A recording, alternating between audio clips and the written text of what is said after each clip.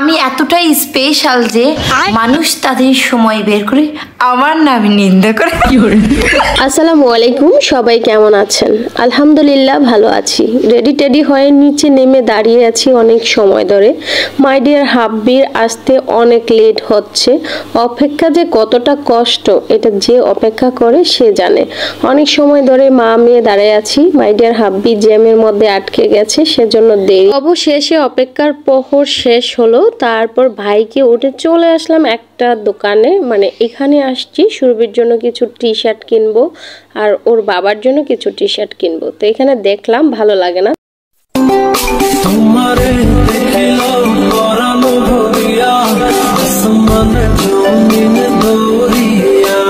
এবার খাওয়া দাওয়ার পালা। এখন আমরা খাবো। তো আজকে আমরা নিয়েছিলাম কাচ্চি বিরিয়ানি, কারণ কাচ্চি বিরিয়ানি আমাদের মা মেয়ের দুজনেরই অনেক বেশি পছন্দ। খাওয়া দাওয়া শেষ, সোনার বাংলাদেশ চলে আসলাম আরেকটা শপিং মলে। এখানে দেখবো কিছু টি শার্ট সুরভির জন্য, দেখি পছন্দ হয় কিনা। তো সবার আগে ঢুকলাম, যেহেতু সুরভি অনেক বেশি বড়লোক মানুষ, তো ওকে আমি একটু স্পেশাল ভাবে ঢুকালাম।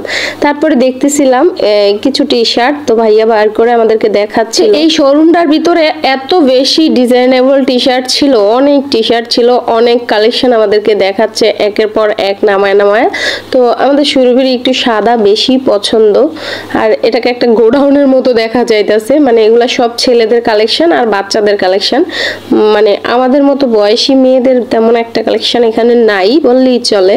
তো অনেকগুলো টি শার্ট আমরা দেখলাম, দেখতে দেখতে কিছু টি শার্ট আমাদের পছন্দ হয়ে গেছে। তো এখান থেকে আমি বেশি না, জাস্ট 5টা টি শার্ট কিনে নিলাম। আর এগুলো একটু দেখতেছিলাম, এগুলো ছোটবেলায় সুরভিকে আমি অনেক বেশি পড়াইতাম, তো দেখা ভালো লাগতেছিল, এই জন্য আমি একটু ভিডিওতে নিয়ে নিলাম। আসলে এগুলো কিছুই কিনি নেই, এই যে জিন্সের গুলো আমি বেশি সুরভিরে পড়াইতাম ছোটবেলায়।